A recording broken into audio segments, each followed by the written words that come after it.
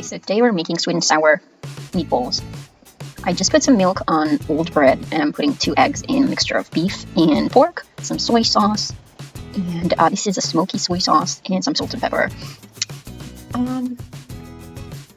Looking at my grandma recipe here, then I don't have any onions, so I'm going to use whatever I have in the fridge for that one. So parsley and some broccoli slaw that I found in the fridge. I'm going to chop it all together real quick with some garlic, 2 cloves of garlic peeled.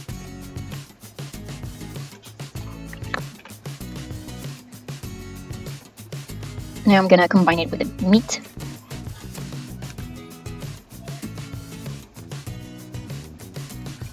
And the bread that was soaking in milk.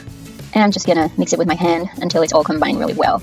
And the bread actually helps it stay soft and tender. And then the added vegetable also gives it a lot of tenderness.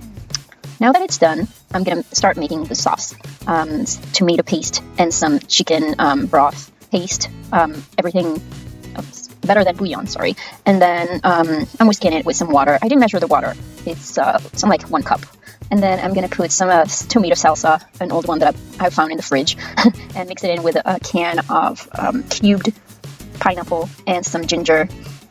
And then I found in the some soy sauce and then some, this is persimmon juice that I found in my fridge instead of sugar, but you can just put sugar. And then this is some like a really good red boat fish sauce. Soy sauce more, I tasted it, needed some more salt. And then it needs some acidity from an apple cider vinegar in this case, but you can put another vinegar. Taste it again just to make sure that it's balanced, and then I put some extra salt, and this was just a yuzu paste with chili, some Worcestershire sauce, and some coconut aminos, because I just want to give it a lot of umami flavors. Mix it all again, and then starting forming the balls, I just put some corn flour, cornstarch in a plate, and then I'm going to put a little piece of the batter, the patty batter, on a pan and taste it and see if it needs something else before I start rolling all the balls. And after I tasted it, I feel like it needs a little bit more saltiness, so I put just a little bit more soy sauce and I'm mixing it again and then putting the oil on the pan and starting to roll the balls.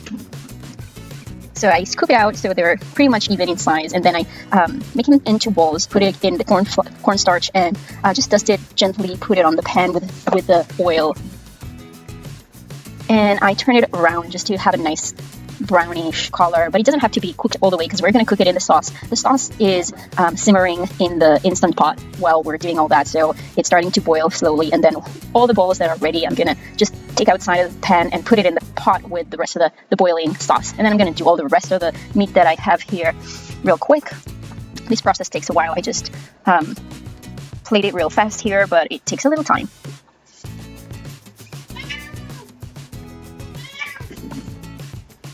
Alright, just ball them there really nice. Multitasking here because you have to roll the balls and dust them, put some new ones, take out the ones that are done.